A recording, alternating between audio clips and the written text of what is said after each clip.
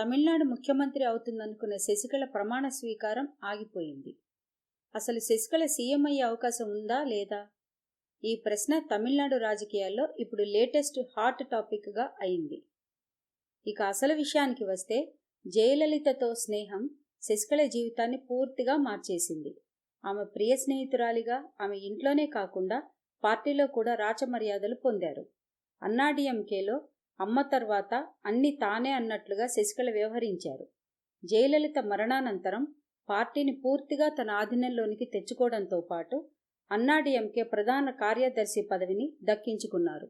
ఆ తర్వాత జయలలిత మరణించిన 60 రోజుల్లోనే ఆపద్ధర్మ ముఖ్యమంత్రిగా ఉన్న పన్నీర్ సెల్వం చేత రాజీనామా చేయించి ఆ పార్టీ శాసన సభాపక్ష నేతగా ఎన్నికై ముఖ్యమంత్రి పదవి పొందడానికి మార్గం సుగమం చేసుకున్నారు. తమిళనాడు ముఖ్యమంత్రి పదవి పగ్గాలు చేపట్టడానికి వ్యూహాత్మకంగా రంగం సిద్ధం చేసుకున్న శశికళ ఇప్పుడు ఆమె సొంత ఆస్తులు మరియు కొన్ని రాష్ట్ర ప్రభుత్వంతో సంబంధం ఉన్న కంపెనీలలో వాటాలు ఉన్న కారణంగా ఒకవేళ ఈమె ముఖ్యమంత్రి పదవిని చేపడితే ఆమెకు వాటాలు ఉన్న కంపెనీలకు లాభం చేకూర్చాలన్న ఆలోచనలు ఆ ప్రభుత్వ రంగంలో పనిచేసే అధికారులకు సహజంగానే వస్తాయి.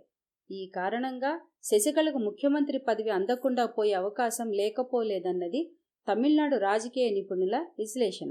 ఈ నేపథ్యంలో శశికళ నిందితురాలిగా ఉన్న అక్రమాస్తుల కేసులో సుప్రీంకోర్టు తీర్పు వెలువడే వరకు ఆమె ముఖ్యమంత్రి కాకుండా ఆపాలని రాష్ట్రపతి ప్రణబ్ ముఖర్జీని కొంతమంది శశికళ వ్యతిరేకులు కోరుతున్నట్టు తెలుస్తోంది.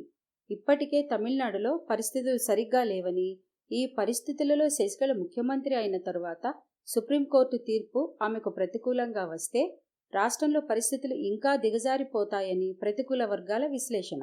అంతేకాక కొన్ని సంవత్సరాల క్రితం స్థాపించిన శశికళకు సంబంధించిన సంస్థల టర్నోవర్ జయలలిత పదవిలోకి రాగానే ముందున్న దానికంటే 10 రెట్లు అనుకూలంగా పెరిగాయి. అమ్మచాటుగానే చిన్నమ్మ వ్యాపారంలో ఇన్ని మార్పులు వస్తే ఇప్పుడు ఆమె ముఖ్యమంత్రి పదవి చేపడితే పరిస్థితులు ఇంకెలా ఉంటాయో అన్న ప్రశ్నలు రాజకీయ వర్గాల్లో తలెత్తుతున్నాయి. శశికళ మీద కొన్ని కేసులు కూడా ఉన్నాయి. జయలలిత అక్రమాస్తుల కేసులో సుప్రీంకోర్టు తీర్పు తొందరలోనే వెలువడనుంది. ఆ కేసులో శశికళ ఏటుగా ఉన్నారు.